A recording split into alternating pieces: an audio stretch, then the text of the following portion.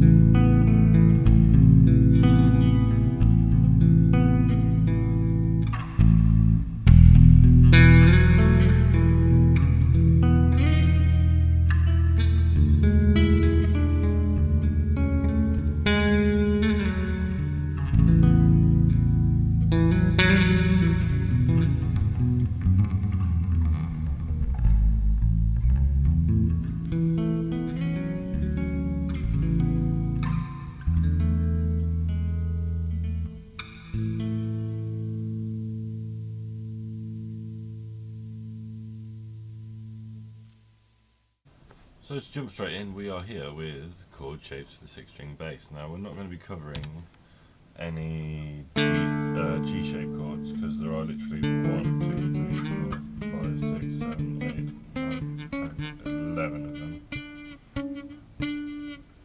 And there they are. But we are going to be doing D string, A string, E string, and B string shaped chords, so stick around if you like what you see.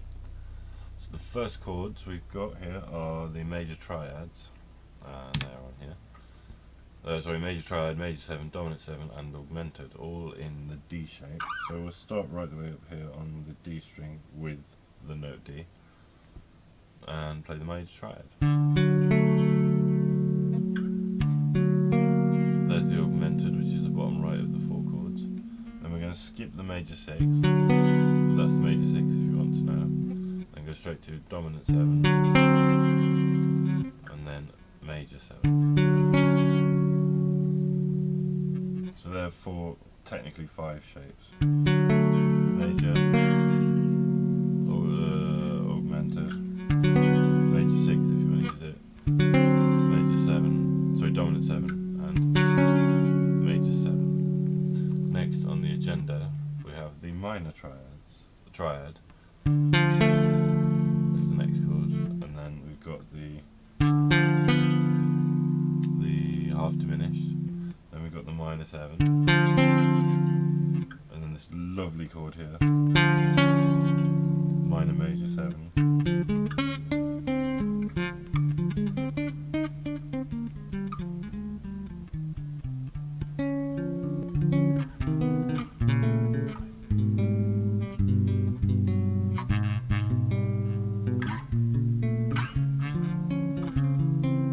kind of horrible but in a lovely way.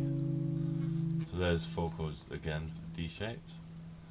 Now onto the A shapes. We're going to start on the A position. We've got just the standard major chord, which would be the same as the bottom 4 strings on guitar. And then we've got the major 7, which is flattening the octave, which is the top right, bottom left, dominant 7 and augmented next. Am I doing the right place now? Sorry. So you could go augmented, major, major 7, dominant 7 as an exercise to remember them.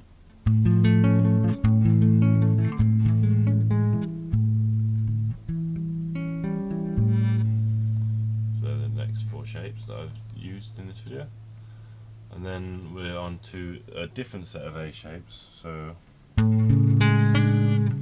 top left is major 7, top right, dominant 7. And these two I really like, which are actually inversions from the D, sorry. So we've got, like, for example, D major 7, third inversion, and D dominant 7, third inversion. They're just wicked shapes to throw in, because you don't have that bottom note in there, which makes it, we'll come to those shapes in a minute, but it's just third inversion. And they sound nice, and they look cool, and they're unusual. Next, in the A shapes, we've got 3 sets of A shapes, I believe. We've got root, 3rd, 5th octave, so A major, that's the top left. And then sharpen the 5th to augmented. Then major 6 next. Really like that chord. We've got major 9 as well. Sorry. Yeah, that's right.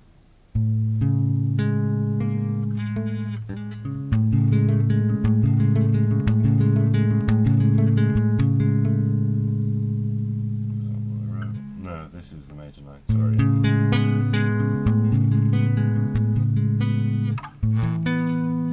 Sorry, my mistake. That was just such a lovely chord, I couldn't help but play it.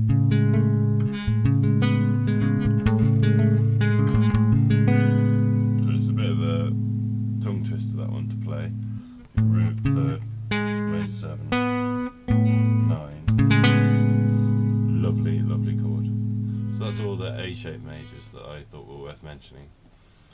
A-shaped minors, root, 3rd, octave, minor 3rd, root, so that's top left, top right, that's one version of the minor 7 flat 5, and we've got a minor augmented, it's actually got a major 7, so that's a, sorry, I annotated it wrong, that's the minor major 7, same as this one. Ignore the annotation there, that's actually completely incorrect. And then the second minor 7 flat 5,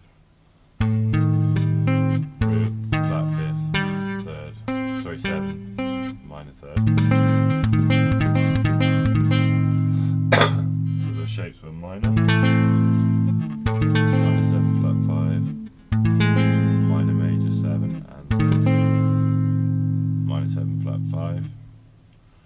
So they're the minor shapes, part 1. Part 2, we've got back to this kind of style. Root, 3rd, 7th, 3rd. So you can drop out the 3rd there as well.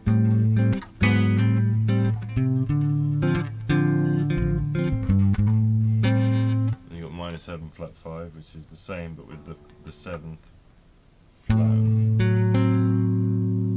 Oh, sorry, that's full diminished. Minor double flat 7 flat 5. Full diminished, then we've got full minor. And we've got another minor 7 flat 5 chord last.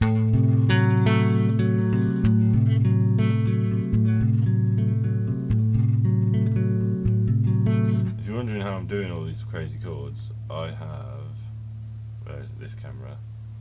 A double jointed thumb, which is handy because my finger stretch isn't actually that big, but the double jointed thumb sort of overcompensates for it. So someone with a normal stretch might be able to do these chords as well, but having a double jointed thumb might come in handy. Also, the fact that I've been playing 6-string bass for about 6-7 years also helps. So next we've got the E major shapes. So we'll start on the E. We've got root, octave, 3rd, 7th. So these are just the D shapes. That one is the same as the D shapes, but with the octave thrown down as well at the bottom.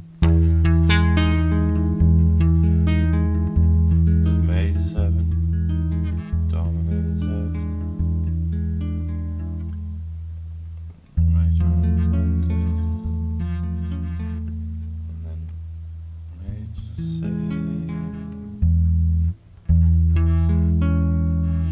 flat major 6.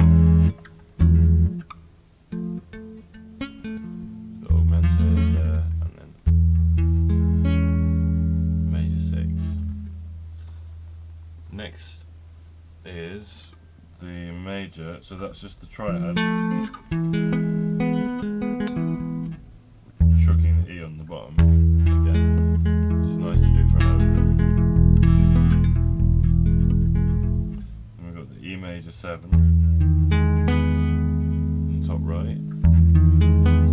Flatten that 7th once more for the dominant 7. And there's another variation on the dominant 7, which throws in the minor 7 at the top as well. So that technically makes it a 15 chord. And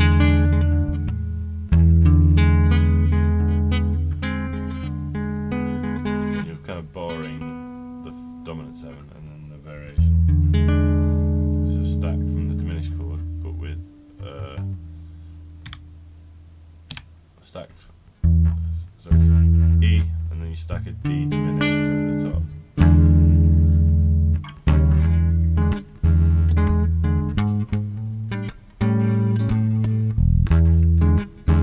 You get the idea. And then next set of chords is the E minor. So again, we're taking the D-shaped chord, but throwing the root note on the bottom. So we've got minor 7, minor 7, flat 5. This one's a bit fiddly, so let me get my hand on it. There we go.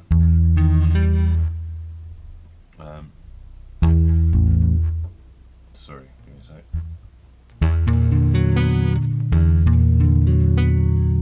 That's some like filth chord. If you can ever work that into a piece, tag me in it. Root, flat 5th, flat 7th, 9th, sharp 13, I believe anyway. So that's just a horrendous chord that you can like really mess with people with. And then the last one is this one, which is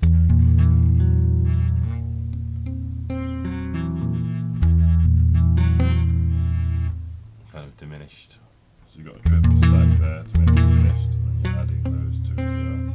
I'm fretting that one and that one. Another horrendous diminished chord, so feel free to use that or not, as the case may be.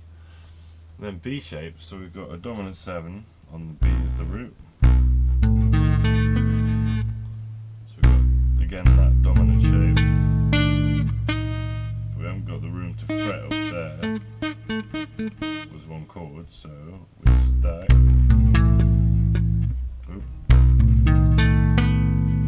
Using the back of our index finger on the 11th fret.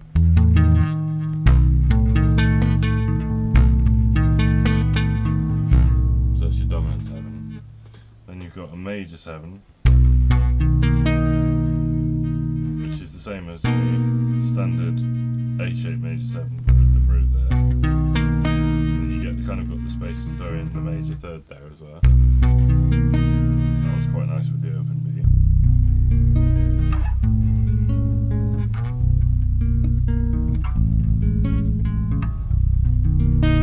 Switches thusly. Then you've got a full major, which is root, octave. Again, these might be a little fiddly to finger, who knows. That's just a standard major, and then the one that's actually vaguely playable.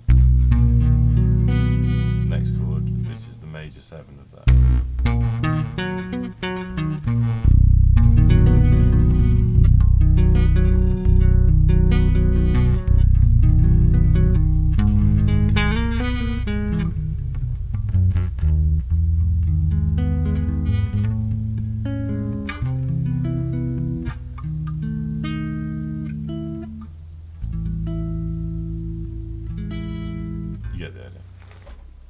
Noodling through a few chords, as you've probably seen some of already. Next is the B minor shapes. So we've got root, minor 3rd, it's like a minor 6th chord. So we're taking this D major 7, stacking a B at the bottom.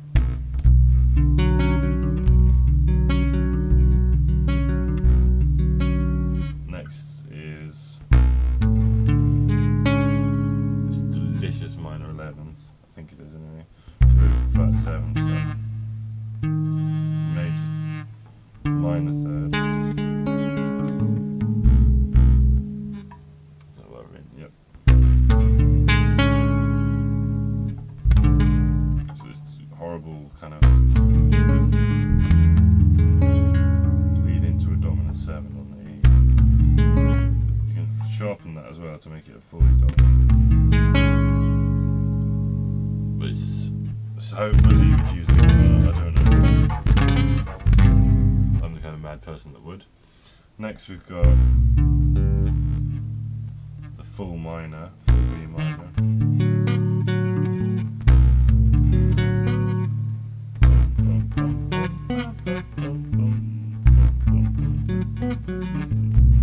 I guess that's more of a minor 7th, but it's a minor anyway.